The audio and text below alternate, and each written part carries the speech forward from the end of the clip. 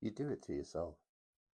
I need you to know that approaching your problems with love and compassion, whether it's your breakup, your family issues, whatever it is, it's not some bullshit therapy philosophical stance. It's a practical one. I was on a beach holiday last year and I went for my usual early morning walk.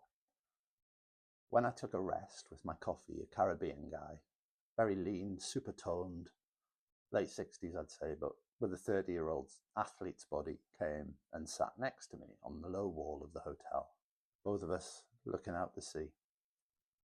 I'm always interested in people's relationship stories, so I asked him, have you ever had your heart broken? He'd been smiling this huge, toothy grin the whole time. But when I asked him that question about heartbreak, he threw his head back and he roared with laughter. Heartbreak? Me? Lord, yes, he said, more roaring. He told me how he'd met his wife on their walks to school through the suburbs from their little bungalows at the opposite end of the same street. How he'd fallen for her when they joked around as they bought fruit on the corner stall on the walk back from school. How they were both only children from very poor, very difficult backgrounds. How they'd gone on to build a life together, him working jobs in construction and the tourist trade, and her becoming a teacher in the same school that they'd attended.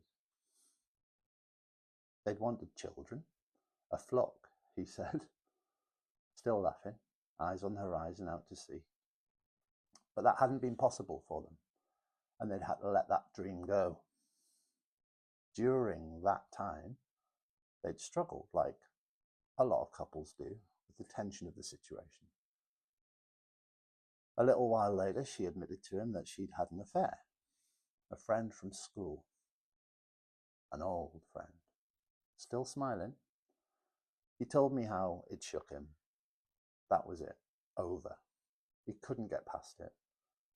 From what he said, it sounded like she found that there just wasn't enough room in the relationship for the guilt and the love. They split up. He moved out. I cried for a year, man. And then I remarried my new lady. I met her in the office at work, he said.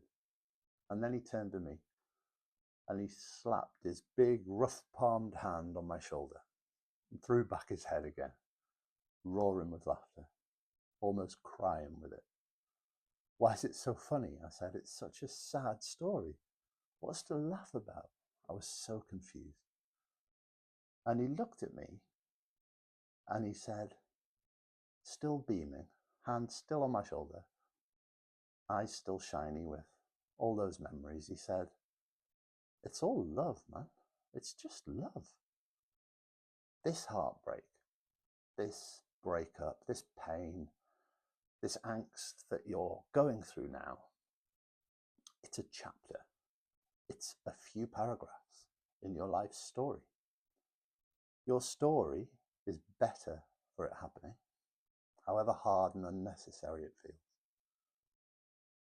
Believe it or not, you will get over it. You'll move on. Maybe you'll sit on a beach and roar with laughter. You'll meet new people and you'll tell them your story. And these are the things, these are the bits, these are the hardships, these are the struggles that will make it interesting. You'll be sad until you're not. If you hadn't been through this, I'd have left your book on the shelf. It's all love, man. Big hug.